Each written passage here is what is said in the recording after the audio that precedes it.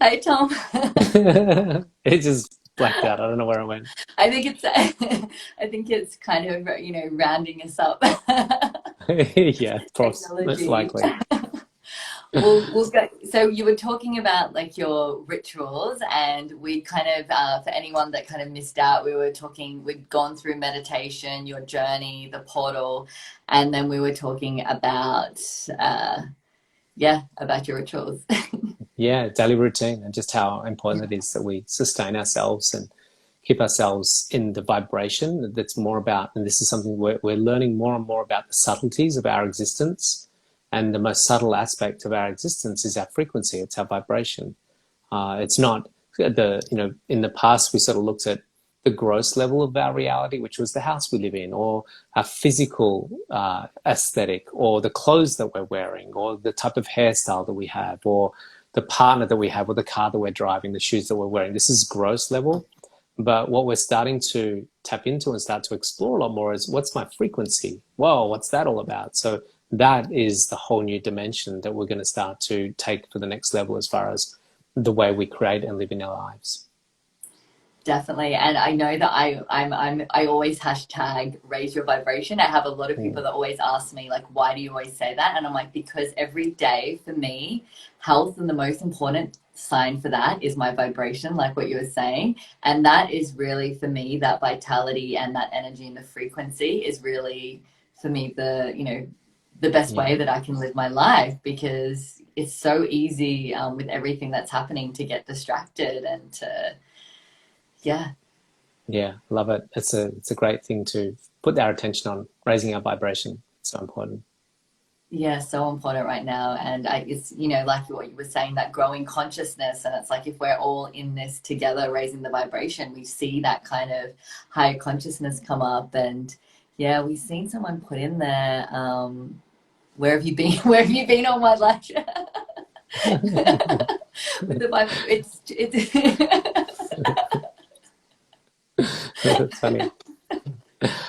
Yeah, someone made a really good comment here about the more they raise their vibration, the more they sort of start to attracting people of similar frequency. And this is this thing that we're going to start to learn so much more about. And there's a lot of factors in the world that are trying to pull our vibration down. I actually think that there's a sort of gravitational dynamic about this, that it's not natural that we just arrive here on planet Earth and we wake up each morning, we're in this really high frequency of 528 hertz or above, which is love up to enlightenment.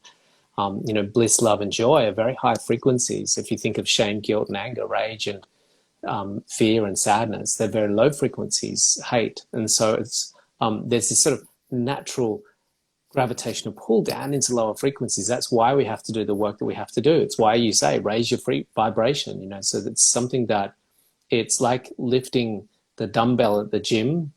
There's a natural inclination for the dumbbell to go down, and you have to work a muscle and develop that muscle to lift the dumbbell up against the forces of gravity. And I think that's also playing out in our frequency. So we actually have to do these practices. We have to do a lot of things to stay in the higher frequency. And this is the work that we're actually here to do, is to check our frequency and see what we need to do. Jump in the ocean, do your meditation, eat healthy food, read positive books. But it's very easy to drift into low frequencies because that's predominantly where most of the collective has been for a long time and still is. Mm. And I think that's so interesting. Like I even remember last year, like, I'd gone through, a few years ago, I'd gone through like a massive shift, and, it's a continual journey. And then it happened again. And I was thinking like, I was still doing my swims and I was doing the things that raise my vibration. But then I was like, wow, what if I didn't have these tools? And I think, like what you said, so many people don't have these tools of, what it's going. And, sometimes I think we get scared of upgrading into the next frequency as well. And I think becoming really careful about who we're hanging, who we're surrounding ourselves with, as well. Because sometimes I notice after interaction, I'm like, how is that? What frequency has that left? Has it left me in a good frequency, or has it drained me? Or really noticing those interactions as well. It's tough for humanity, for the most part, what we've been, conditioned with is a particular model is you wake up, you read the newspaper, which is tragic stories. You turn on the TV and listen to tragic stories. You scroll through news feeds, which usually is just kind of fairly inane stuff in a lot of news feeds, not all these days. So that's the good things that are changing there. And predominantly when we have a stress day, we'll pop a beer or a glass of wine and try and numb ourselves from the impact of the vibration that we've had on the day, because it's just uncomfortable. We just don't want to feel that. So we'll medicate ourselves with something numbing. And then we might go back to watching a new Netflix or Amazon show, which is about, some fearful or scary or sad or some sort of emotional type experience in some drama show. So overall, there's not a lot of really productive tools available to most people, or most people aren't choosing very productive tools to raise their vibration. And so that keeps them in that familiar, consistent, recurring state in those lower frequencies. That's why we get a lot of people getting sick as well. As well with that. So with that, wrapping it up, if anybody's looking for that next stage, looking into exploring meditation, looking into maybe stepping up as a leader, what would you say is the number one thing to get them there? Go to my website. Just shameless promotion. Well, for those of you that were on, we can drop the link in this chat for the portal. So I think that would be good to have a look, read into that. You can put the link for your website in there as well. Yeah. Mm-hmm. Yeah. Can I put? I don't know how to do that. Where does it go? I have no idea. Yeah, great. Look, there's so many different ways they can go. I mean, it's all available to us. There's a lot of people out there offering amazing training programs for conscious leaders. Some wonderful colleagues and comrades of mine along the way, yourself included, that are doing great things. So yeah, just look around and just see what resonates, see what vibes. Apps, YouTube, there's all sorts of places you can go. Yeah, I think I've seen someone before that mentioned that like they want to rewatch this recording and write down the tips that you said. So I think on your website that if they have a look, they can have a meditation and to kind of tap in. And just to kind of end it with like, so for those that, maybe at the start or end of the day, is there a certain like a body scan or a meditation that you recommend for them to begin with? Yeah, there's a really simple meditation I give to people, particularly in corporate sectors, where, the more advanced sort of Vedic meditation or transcendental meditation that I teach, it's normally taught over a fairly structured format over 4 days or 4 sessions, because there's a lot to take in with that, a lot of knowledge and a lot of supporting sort of data and information. But a really simple technique just to sort of bring some de-excitation to the nervous system and to the mind. These are the two things we need to really get clear about, and most of us are walking around without realizing how stimulated our mind and our nervous system is. And you'll start to notice this when you start to do this meditation. You'll start to go, oh my goodness, my mind's all over the place, or my nervous system's really jittery, without even realizing it, because we're so distracted and we've got so much stimulation happening in our outside world that it's just continually creating more vibration and disturbance in our internal world. But I just give a simple breath meditation where we just close our eyes, because that's a very stimulating device, our eyes. So if we close our eyes, then we're removing one asset of stimulation. And then we'll notice just a really simple, effortless breath moving in and out of our nostrils. And we're not forcing that. It's just a really simple ebb and flow of oxygen and carbon dioxide. And what we'll notice is that as it moves in and out of the nostrils, there's this really subtle cooling effect around the rim of the nostril. And what we want to do here is just put the attention of the mind on that single point and just continue to keep the awareness on the cool skin. It's very hard to detect it. It's very subtle. If you can't notice the cool skin, then maybe just be aware of the breath passing through that nostril, through that rim.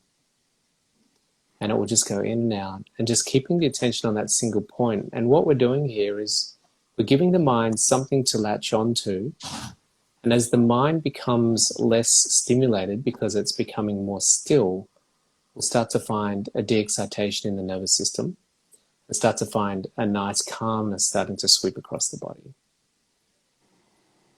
And so that Wow, alone I can felt be that a just real then. sort of yeah, like 5 minutes of that, like before bedtime, will really help you just drop off to sleep really quickly. Or when you wake up, just to center your mind. And that alone, 5, 10 minutes is plenty just to, even just during the day, maybe go to the cubicle in the toilet. It doesn't have to be a romantic or a spiritual place. And you don't have to have your crystals and your beads and your tarot cards and all that sort of stuff. You can just drop yourself into a chair and just simply do that.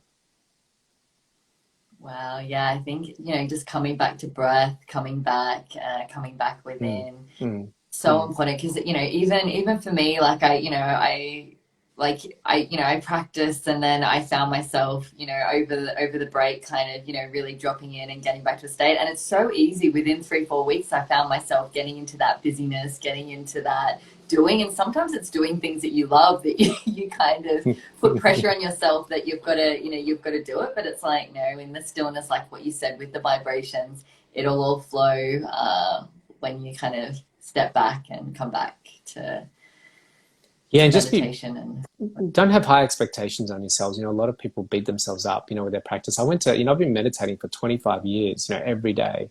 I've done countless retreats of, 14, 15 hours of meditation a day. And I went to yoga the other day. It was a morning session at Bondi. And my mind was all over the place. I just like this, I just was really just not centered. And it was quite amazing. I was thinking, gosh, imagine not having a meditation practice. So just be kind to yourself. It's not like you're going to be a completely enlightened monk after meditating for a couple of days. It's just an ongoing process. For me, it's just something that I'll always do. It's just like I brush my teeth every day. I go to the toilet. I have a shower and I meditate. So it's just part of my daily sort of process. this is a bit of a what about meditation when you're in a really kind of maybe really angry mode? What would you recommend if like something's happened that somebody feels really kind of frustrated or angry? What Mm. kind of Mm. meditation do you think to kind of bring them back to center? Yeah. Firstly, if it's possible, because anger particularly it's a very strong energy, and Mm, sometimes it's not the right time to meditate.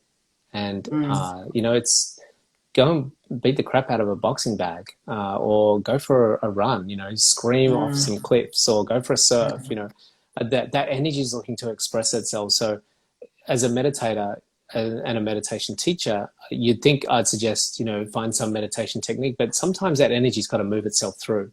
And if you can't physically find a way to go and clear that energy, the best thing you can do is to just sit or lie down, identify where the sensation is. It's really important, particularly with the transcending meditations. It's easy to sort mm, of kind of bypass the mm, sensations that are in the body. And I know your work's really awesome. It's about embodiment. And so one thing I'm sort of bringing a lot more back into my teaching is just to sit and identify that feeling. Look for it in the body.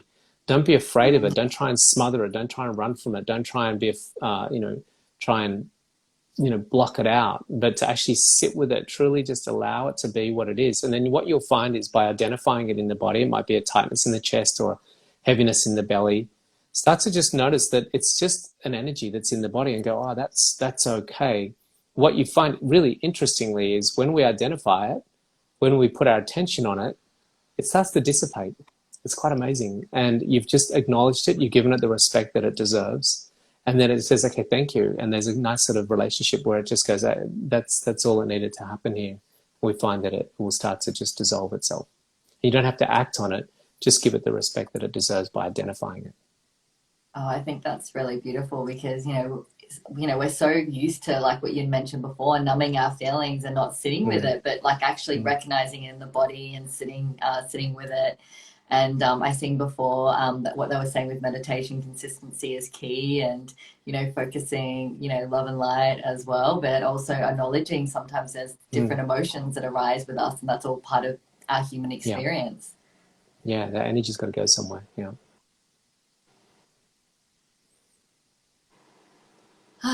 Okay, so if anyone wants to finish up with any kind of questions before we wrap up, thank you so much for your time. It means so much.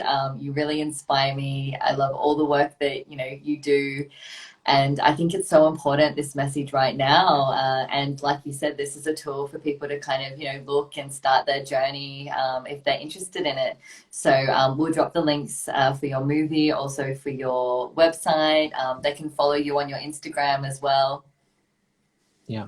Yeah. Thanks for putting on tonight. It's always, great seeing your work that you're doing, and great to share space with you tonight and being company and have everyone else join us. So this is what it's all about, is creating community and moving along this path together. This was a very solitary journey for thousands of years, and this is a very new phenomenon that we invite community around us. And yeah, so thanks for putting on something that allows the community to join in with this discussion. Oh, thank you. Yeah, no, when I kind of got inspired with these lives, it was during last lockdown. And there was, I had a lot of people that were kind of interested, asking questions, and I was like, oh, there's so many amazing people doing, work out there that, I want to really kind of bring it into an interactive, forum that people can kind of step in and have a look, and it can be accessible. And even maybe watching this could be something that starts someone's Mm. journey, because you never know what message, like what you were saying, watching that TV show set you off on the Yeah. meditation. Mm. Yeah, you just never know who it touches and what it inspires in people. So thank you so much for your Pleasure. time. Yeah, have a wonderful. Join your family now for dinner. Yeah, thank you. Have a beautiful night, and thanks for joining us, everyone. It's great to be here with you all. Appreciate it. Bye. See you now.